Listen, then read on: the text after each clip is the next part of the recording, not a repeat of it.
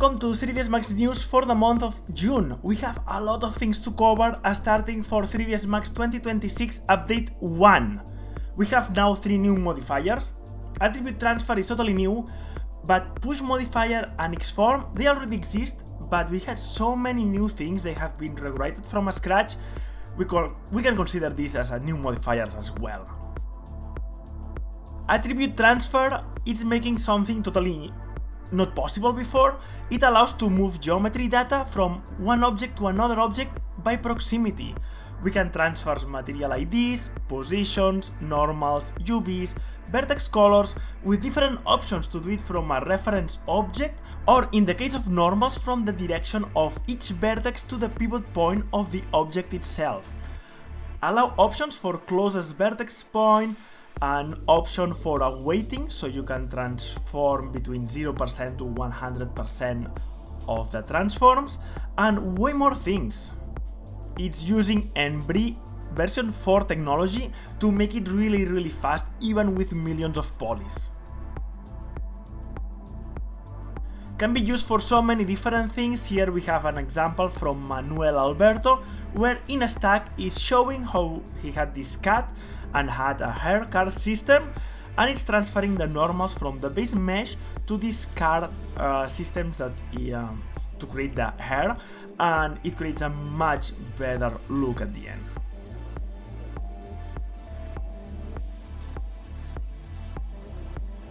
Push modifier, as we said, it exists for a long time in 3ds Max, but now we have way better performance when we are operating over polygons.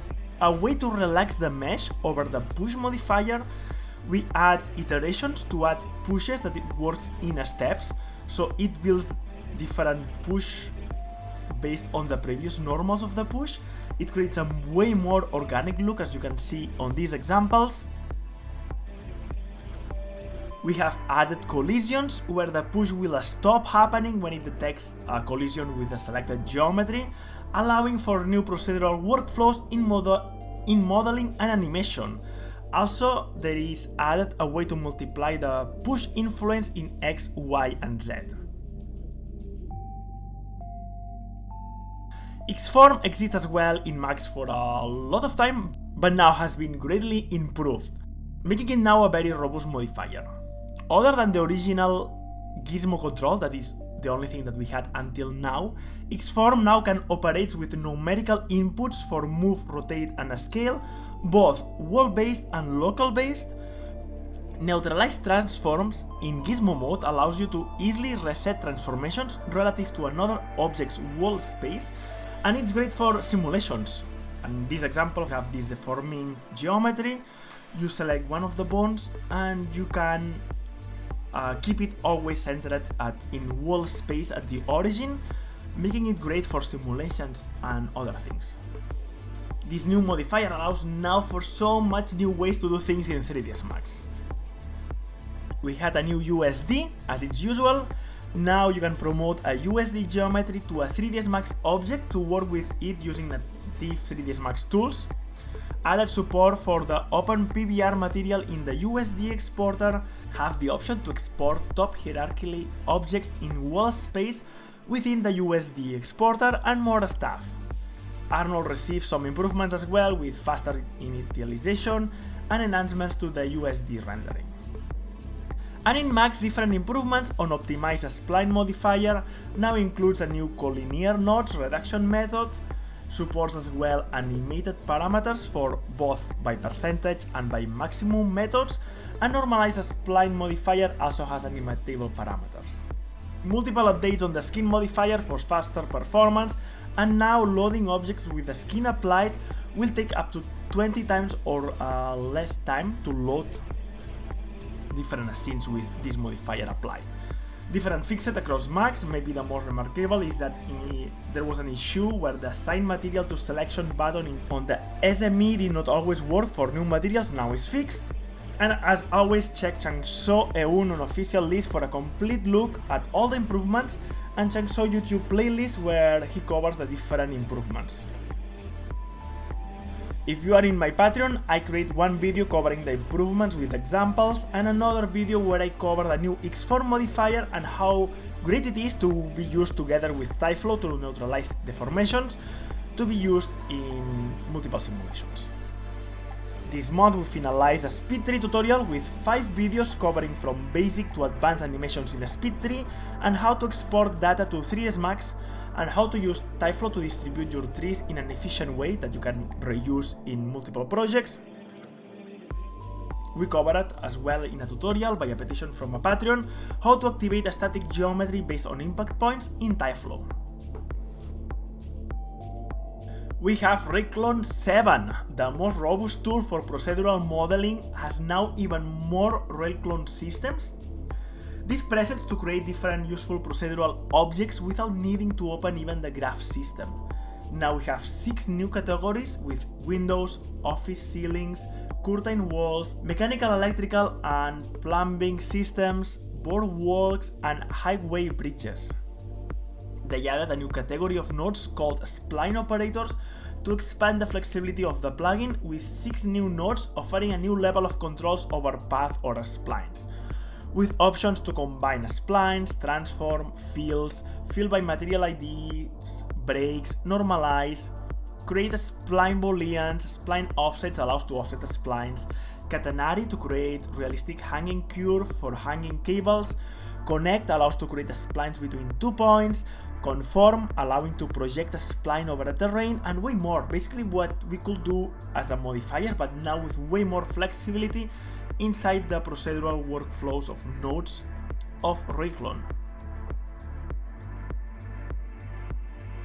There's also other improvements with a new point cloud method using the GPU point row that was introduced on Max 2017 for faster point visualization on viewport, so obviously you need Max 2017 at least. Improvements on array and alignments and rendering, usability improvements and way more stuff. Daniel Swan updated his free DSL scripts now with Reset X-Form Plus. This improved version of the Reset X-Form utility in Max will preserve geometry alignment even if the geometry is an instance. Very useful scripts that they only keep growing in usability with more and more functions, so check them out. We have a very strong 3ds Max is only for archviz this month, guys. Let's start by The Last of Us Season 2 that is finally over. What do you guys all think about it? Big fan of the games. I only watched Season 2 and I didn't watch the last episode yet, so don't make me spoilers, but I think I know what's happening. And I did some Tyflow work, minimal, but some stuff for the first episodes at Distillery VFX, that is where I am working right now. And now they are presenting a breaking down on the amazing work done to make Jacksonville alive, aging the streets of Seattle, adding vines and dirt, that by the way, is not Seattle at all has been filmed in downtown Vancouver, some exteriors around British Columbia. We also work on the polemic scene where someone gets killed, I will not do any spoiler here, and has been all rendered in 3ds Max, a lot of forest pack, speed tree for the trees and EVs that you can see around the cities, Tyflow for some effects, V-Ray for rendering.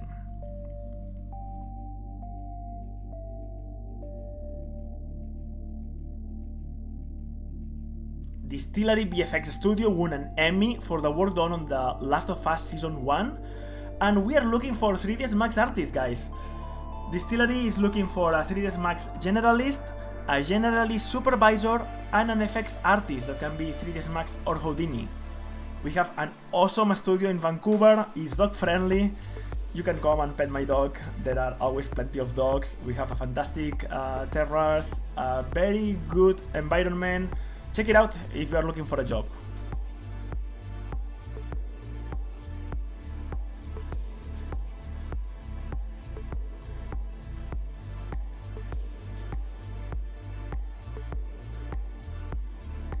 Another fantastic series is Severance, and ILM finished with Season 2, and we have a making of, showing how they filmed these insane camera movements with partial real set environment, but doing a lot of 3D replacement. A little bird working on ILM told me that all you can see here is 3ds Max and are the usual suspects, a lot of pure 3ds Max, Forest Pack, and V-Ray for rendering. Amazing work for an amazing show that I love Season 2 as well.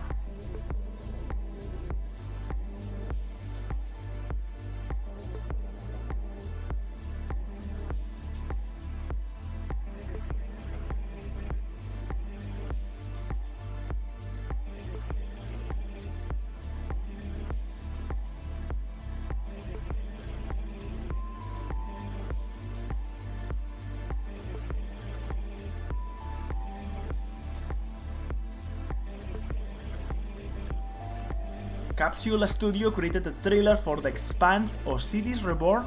It's a new shooter video game. Sci-fi action on a space, looks amazing.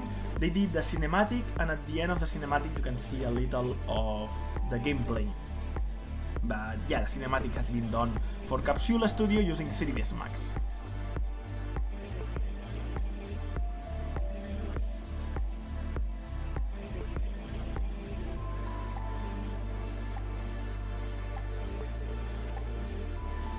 We didn't cover Shuba back art for a while. This artist created some mind-blown 3ds Max animation in the past, and on Instagram we can see that now the next project is a video game, and it's called Ill. And from all his previous work, it looks like we will be a very good and difficult to watch, as everything he did before with a lot of monsters, blood, gore, and weird characters going around. Very interesting to see. The gameplay looks amazing, and check it out.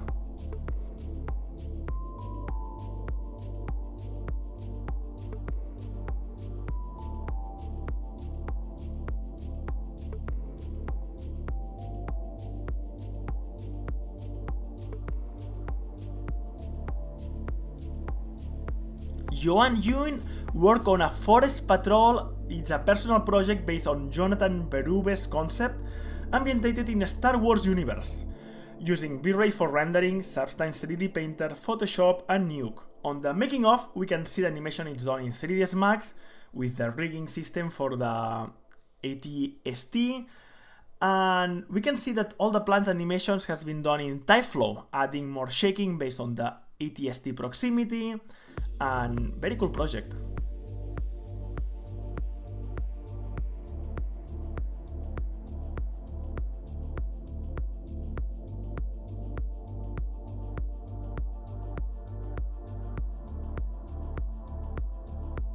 Joel Jean showcased an impressive reel on his work for Subculture game at Act 5. It's a manga-style character animation and rigging using pure 3ds Max. He's creating facial capture mixed with manual animation, and for these characters to be used in the video games. All animations looks impressive, both as we can see the animations in 3ds Max and in-game, and showcase all the artist's skills very well. For sure, the giggle dynamics looks on point on this reel, amazing stuff.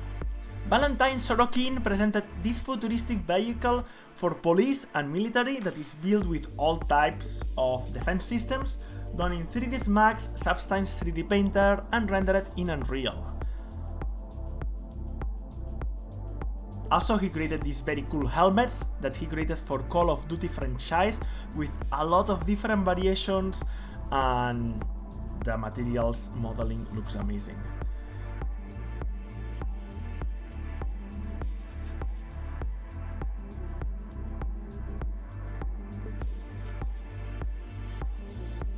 And also, he has been working a lot with this sci-fi spacecraft for the Star Atlas universe that as well looks very good.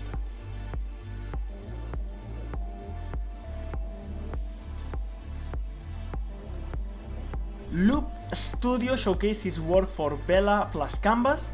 Stunning piece of work about cloth confection from cotton to threads to final t-shirts creation.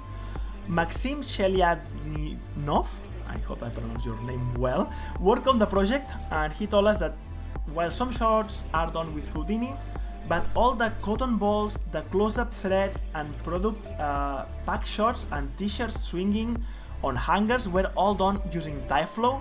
The rendering has been all done with Redshift, and this project looks really, really amazing. I might be trying to recreate some of these shots for Patreon because very interesting stuff with all these types of filaments, splines, with all these dynamics that look really, really good.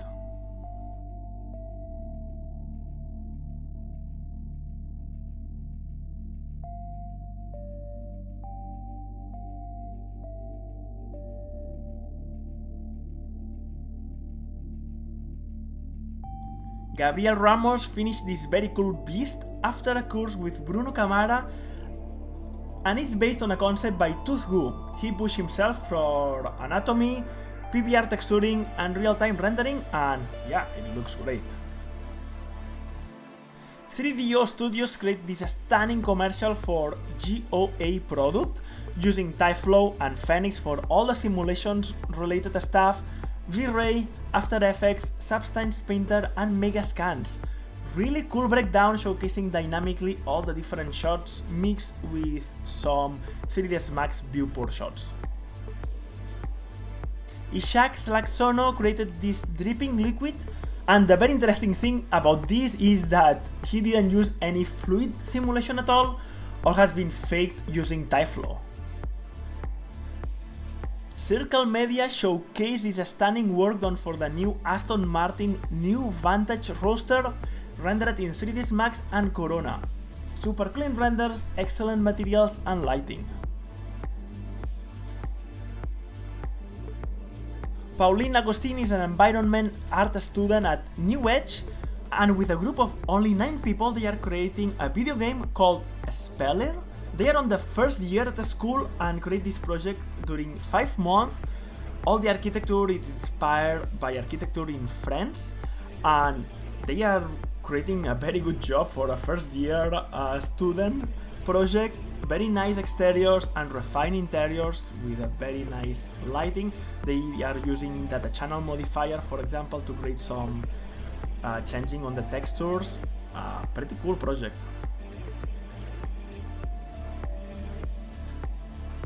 Norberto Aguilera keeps working on great animations.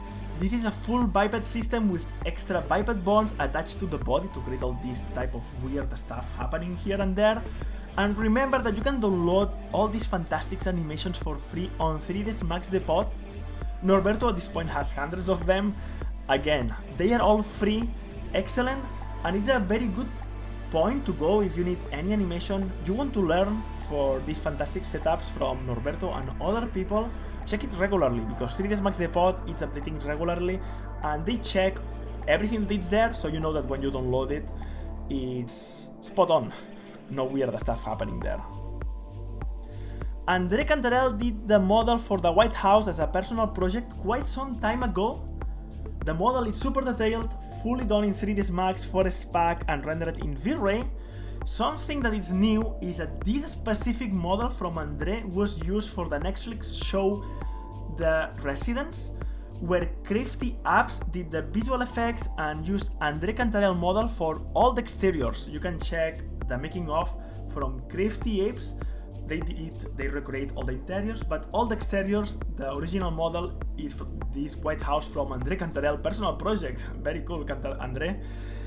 That the model that it was created as a personal project is now in a show at Netflix.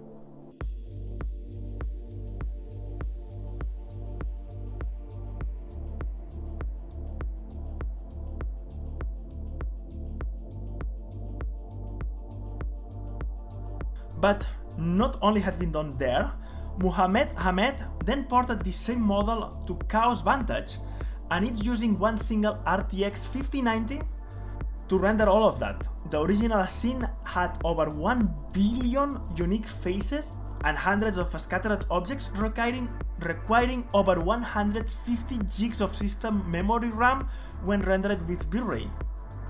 Muhammad claims that the scene works flawlessly in Chaos Vantage, as we can see on the videos, taking only 20 gigs of RAM.